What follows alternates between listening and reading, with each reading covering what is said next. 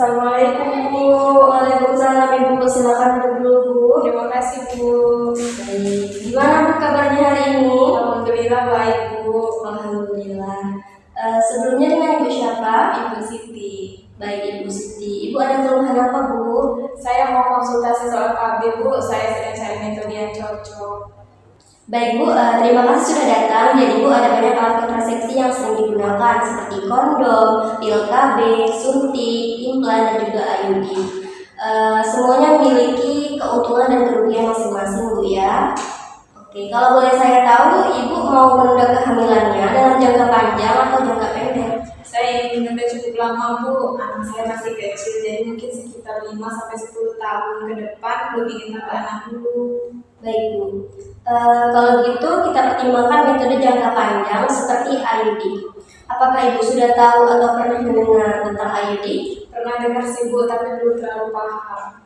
Baik, jadi IUD atau AKDR atau Ibu sering mendengarnya spiral adalah alat kecil yang berbentuk T yang dimasukkan ke dalam rahim.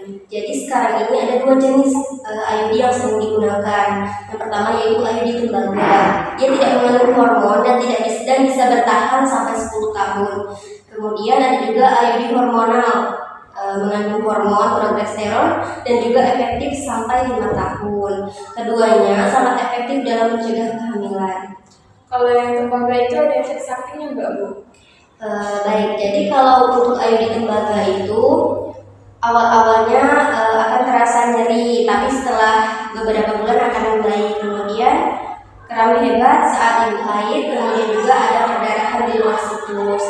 Kemudian kalau IUD hormonal bisa terjadi haid ringan atau berhenti, kemudian perubahan suasana hati, muncul jerawat, kemudian sakit kepala atau juga payudara.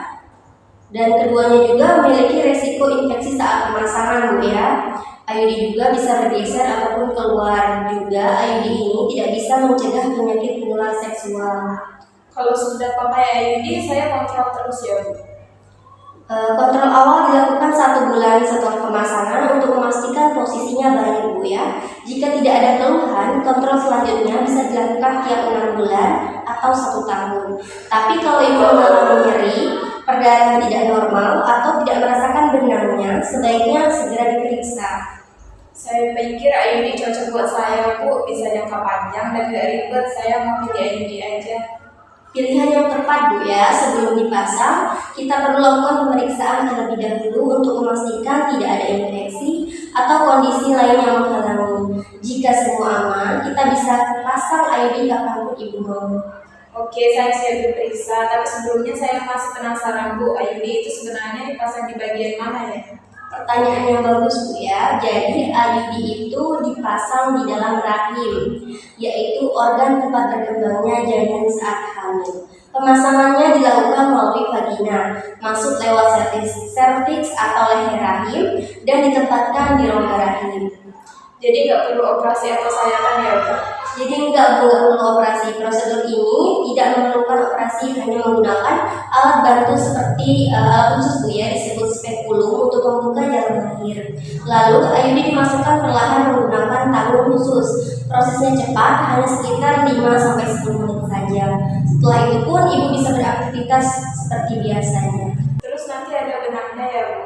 Iya benar Bu, benangnya menjuntai sedikit ke bagian atas vagina. Fungsinya untuk memudahkan pemeriksaan dan juga pencabutan nantinya. Benang ini tidak akan mengganggu kok saat ibu melakukan hubungan suami istri. Oke, saya jadi lebih paham dan merasa yakin untuk pilih KB IUD aja. Terima kasih banyak penjelasannya Bu. Sama-sama Bu. Saya pamit pulang dulu ya Bu. Iya Bu.